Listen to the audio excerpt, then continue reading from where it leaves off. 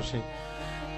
એક મિત્રને ફાંસીની સજા થઈ, એટલે એને કાયદાએ એમ કીધું કે ભાઈ તમારી ફાંસીની સજા છે, તમને આ ફલાણી તારીખે સમય તમને ફાંસી ચડાવવાના છે, તો તમારી કાંઈ છેલ્લી ઈચ્છા કાંઈ માગો, કાંઈ કુટુંબની કાંઈ વ્યવસ્થા કરવાની. તો કે છેલ્લી ઈચ્છા મને થોડી રજા આપો તો હું મારા કુટુંબ, મારી માતા પિતા, મારા પત્ની પરિવારને થોડું વ્યવસ્થા કરતો આવું. તો કે હા આપીએ, પણ એને માટે એક જામીન એવો આપો કે જે તમે ન આવો તો તમારી જગ્યાએ ફાંસીએ ચડી જાય.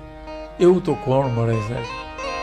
હા, એમાં એનો મિત્ર મળ્યો સાહેબ.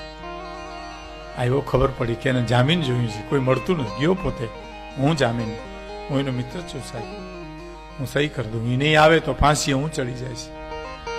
એટલે બોલો મુક્ત થઈ ગયો, ઘરે ગયો, બધી વ્યવસ્થા કરવામાં 1 દી 2 દી 5 દી 15 દી વાર લાગી,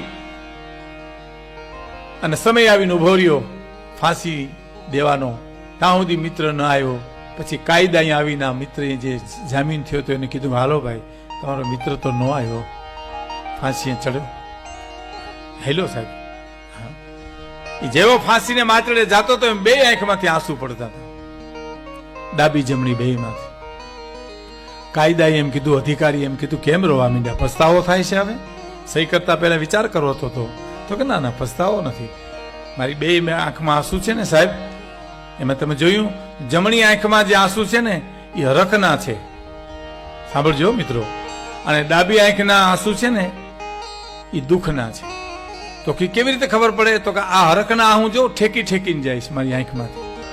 હરખના આહું હોય ને એ પાઇપડીમાંથી ઠેકીને જાય છે. આ વેદનાના આંસુ લીટી થઈ જાય સીધી.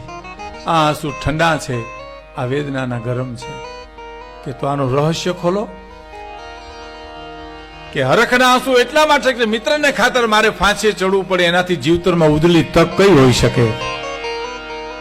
તો દુઃખના આહું, તો દુઃખના આહું ઈ છે કે મારો મિત્ર હયાત નહીં હોય, જગતમાં નકર આવ્યા વિના રેજ નહીં સાહેબ. હશે નહીં અટાણે દુનિયાની માલિપા, એનો મને રંજ છે, એનું મને દુઃખ છે, એના મારી ડાબી આંખના આંસુ છે.